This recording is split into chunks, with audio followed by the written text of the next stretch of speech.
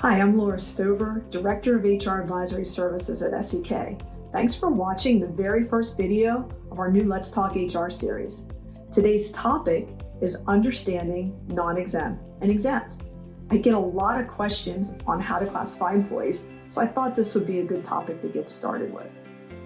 So under the Fair Labor Standards Act, or FLSA for short, which is the really big federal wage and hour law, employees are classified as either non-exempt or exempt from overtime. In your business or organization, you might be using the terms hourly or salaried. Making sure that your employees are properly classified is super important because mistakes with misclassification can have some serious financial penalties against your company or business. So how do you actually classify employees? Well, the easiest way to start is to consider that all of your employees are non-exempt, so they're paid hourly and eligible for overtime. Then if you feel like you have a position that should possibly be exempt, you need to take a look and see if there's an exemption available under the law that matches their position. And there are a lot of exemptions out there, but the most common are the executive, the professional, and the administrative exemptions. And in order to place an employee into one of these exemptions, there's a three-part analysis or test that has to be completed. And the first part of the test is taking a look at the employee's salary.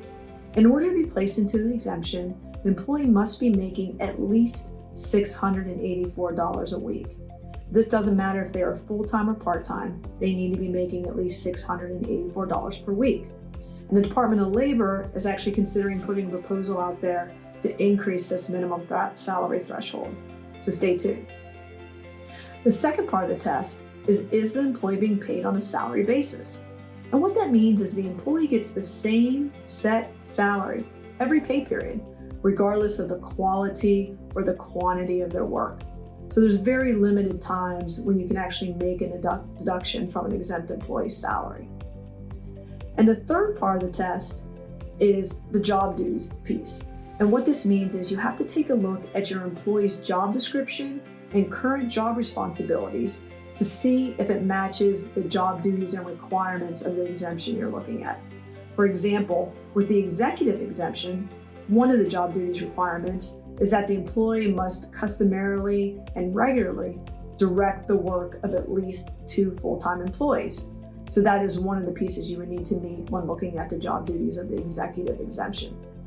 And this analysis has to be completed. You want to be really careful that you're not making someone exempt simply because of how much they make or based on their job title alone, or that the employee asked to be exempt. Those kind of mistakes can be pretty costly. And it's also important to remember that there's also state wage and hour law that may differ sometimes from federal wage and hour law. And as an employer, you're required to follow the law that best benefits the employee. So we really encourage you to do this analysis on all of your jobs to make sure that you are in compliance. And we realize that some jobs can be a little tricky or more challenging to classify. So if you have questions or you would like more information, please reach out to us. And thanks again for watching.